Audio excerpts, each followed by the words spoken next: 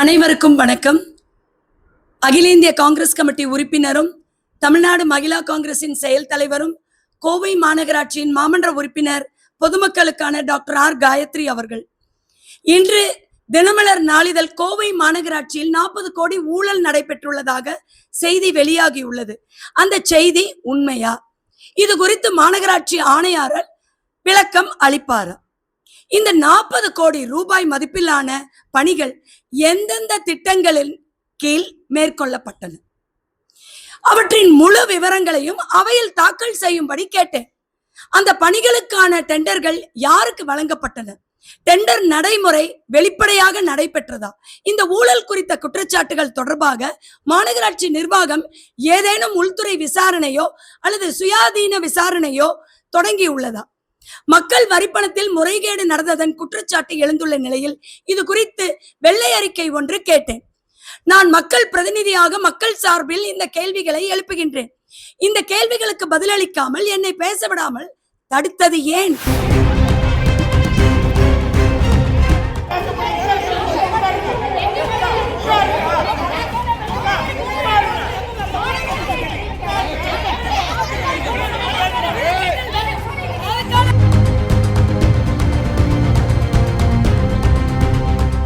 ஊழல் குறித்து விளக்கம் கேட்பது தவறா?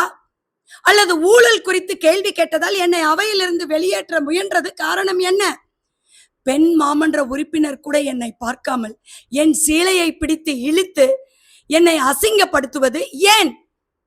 எத்துணை ஆண்கள் உள்ளார்கள் மாமன்றத்தில், எத்துணை பத்திரிகையாளர்கள் உள்ளார்கள். ஒரு பெண் மாமன்ற உறுப்பினர்களும் பெண்கள் தானே. என் சீலையை பிடித்து இழுப்பதன் அவசியம் என்ன? பெண் மக்கள் பிரதிநிதியின் பாதுகாப்பை கூட உறுதி செய்ய முடியாத நிலையில் இன்று திமுக மேயர் அந்த அவையை வைத்துள்ளார்கள்.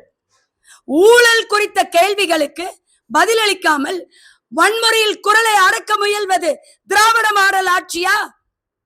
இதுதான் திராவிட மாடலின் அழகா? கலைஞர் ஐயா கட்டிக்காத்த அந்த ஆட்சியை ஒரே நொடியில் திமுக மாமன்ற உறுப்பினர்கள் சுக்குநூறாக உடைத்து விட்டார்கள். அவர்கள் திராவிட மாடல் ஆட்சியை அசிங்கப்படுத்தி விட்டார்கள்.